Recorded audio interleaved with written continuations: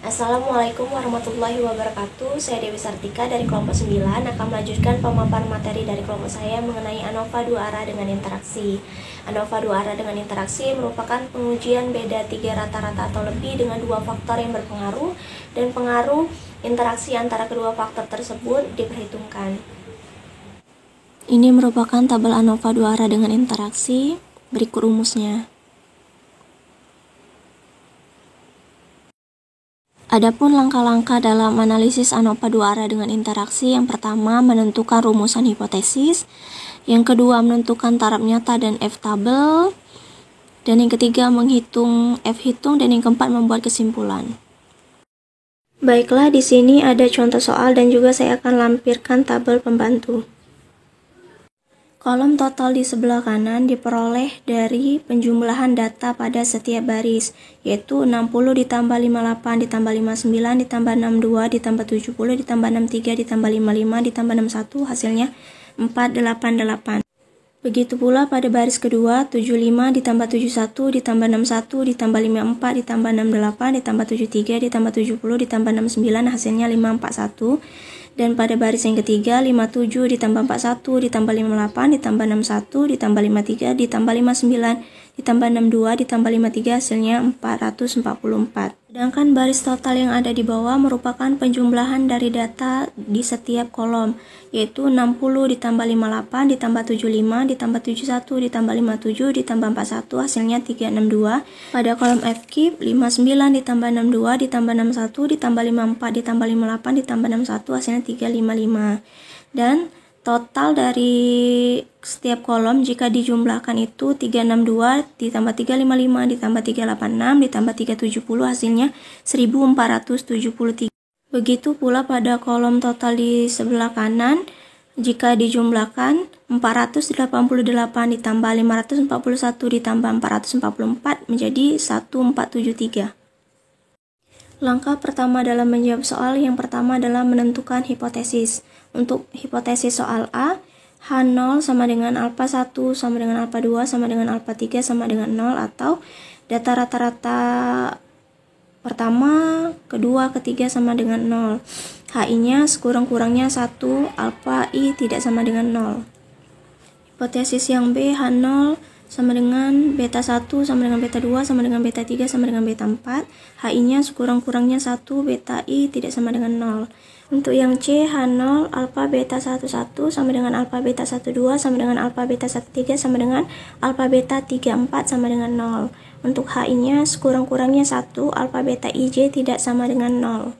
Langkah kedua adalah menentukan taraf nyata atau alfa dan F-tabel, di mana alfa sama dengan 1% sama dengan 0,01. Untuk menentukan F-tabel bisa dilihat ketentuannya yang ada di PPT. Yang pertama untuk baris, V1 sama dengan 2 dan V2 sama dengan 3 dikali 4 dikali 1 sama dengan 12. Sehingga F0,01 itu 12, dan jika dilihat di tabel hasilnya 6,93. 2 itu menunjukkan kolom dan 12 itu menunjukkan baris pada tabel pada F-tabel ya. Bisa kalian lihat. HO akan diterima apabila F0 lebih kecil dari 6,93 dan HO akan ditolak apabila F0 lebih besar dari 6,93. Yang B, untuk kolom V1 sama dengan 3 dan V2 sama dengan 3 dikali 4 dikali 1 sama dengan 12, sehingga F0,01 12, sehingga diperoleh data pada tabel 5,95. HO akan diterima apabila F hitung lebih kecil dari 5,95 dan HO akan ditolak apabila F0 atau F hitung lebih besar dari 5,95. Untuk yang C, untuk interaksi, V1 sama dengan 6 dan V2 sama dengan 3 dikali 4 dikali 1 sama dengan 12, sehingga F0,01 12, sehingga diperoleh data 4,82. HO diterima apabila F0 atau F hitung lebih kecil dari 4,82 dan HO ditolak apabila F0 atau F hitung lebih besar dari 4,82. Langkah ketiga mencari F hitung atau perhitungan. Yang pertama itu mencari JKT atau jumlah kuadrat total. Rumusnya sama dengan XIJK kuadrat dikurang T kuadrat per B dikali K dikali N. XIJK adalah data dari seluruh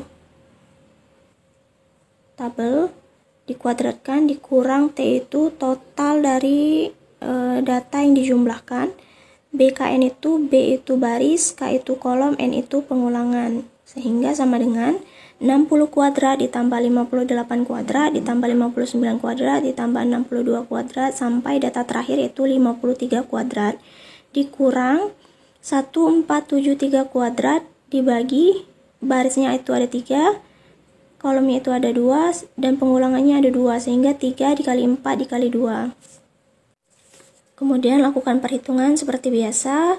60 kuadrat menjadi 3600, 58 kuadrat menjadi 3364 dan seterusnya dikurang 1473 kuadrat hasilnya 2169729 dibagi 3 dikali 4 dikali 2 itu 24 sehingga diperoleh hasil 91779 dikurang 90405,375 sama dengan 1373,625. Setelah mencari JKT, kemudian mencari JKB atau jumlah kuadrat baris. Rumusnya TI kuadrat per K dikali N dikurang T kuadrat dibagi B dikali K dikali N. TI merupakan total penjumlahan data setiap baris. Bisa dilihat pada tabel bantu yang sudah saya lampirkan. Sama dengan 488 kuadrat ditambah 541 kuadrat ditambah 44 kuadrat dibagi 4 dikali 2 dikurang 1473 kuadrat dibagi 3 dikali 4 dikali 2 sama dengan 488 kuadrat 2 menjadi 238144 ditambah 292681 ditambah 197136 dibagi 8 dikurang 2169729 dibagi 24 sehingga diperoleh hasil 90995,125 dikurang 90405,375 sama dengan 589,75. Selanjutnya mencari JKK atau jumlah kuadrat kolom.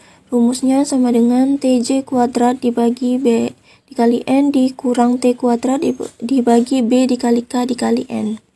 TJ merupakan hasil dari total penjumlahan data dalam setiap kolom, sehingga diperoleh 362 kuadrat ditambah 355 kuadrat ditambah 386 kuadrat ditambah 370 kuadrat dibagi 3 dikali 2 dikurang 1473 kuadrat dibagi 3 dikali 4 dikali 2 sehingga diperoleh hasil 90494,1167 dikurang 94005,1375 sama dengan 88,7917.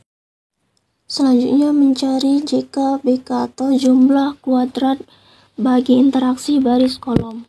Rumusnya TIJ kuadrat dibagi N dikurang TI kuadrat dibagi KN dikurang TJ kuadrat dibagi BN ditambah T kuadrat dibagi B dikali K dikali N sama dengan 1182 ditambah 121 kuadrat ditambah 133 kuadrat ditambah 116 kuadrat dikurang 72791 dibagi 8 dikurang 542965 dibagi 6 ditambah 21699729 dibagi 24 sama dengan 13924 ditambah 14641 ditambah seterusnya dibagi 2 dikurang 72791 dibagi 8 dikurang 542965 dibagi 6 ditambah 21699729 dibagi 4 hasilnya itu 91493,5 dikurang 90995,125 dikurang 90494,1667 ditambah 90405,375 sama dengan 409,583. Selanjutnya mencari JKE sama dengan JKT dikurang JKB dikurang JKK dikurang JKBK. Tinggal kita masukin data yang sudah kita peroleh sama dengan 1373,625 dikurang 589,75 dikurang 88,7917 dikurang 409,583 sama dengan 285,5003.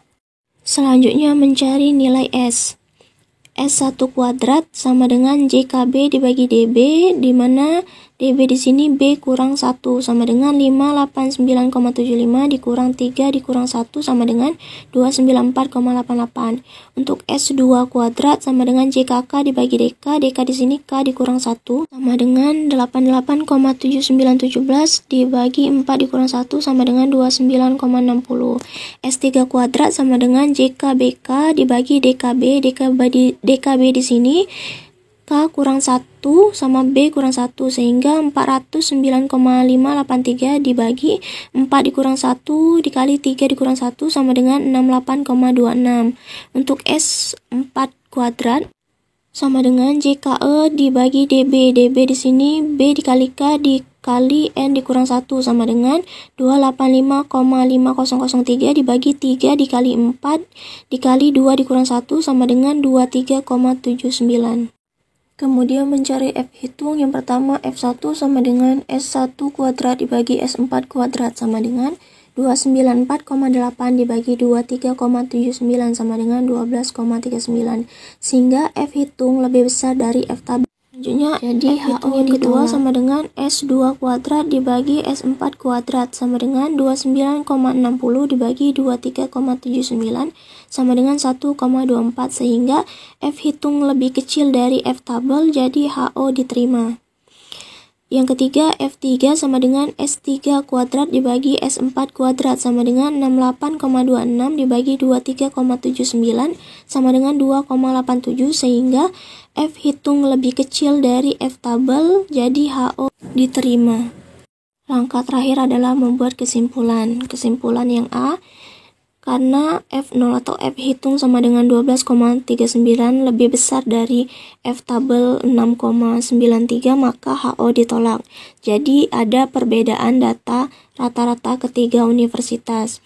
Yang B, karena F0 atau F hitung sama dengan 1,24 lebih kecil dari F tabel 5,95 maka H0 diterima. Jadi tidak ada perbedaan data rata-rata untuk keempat fakultas tersebut.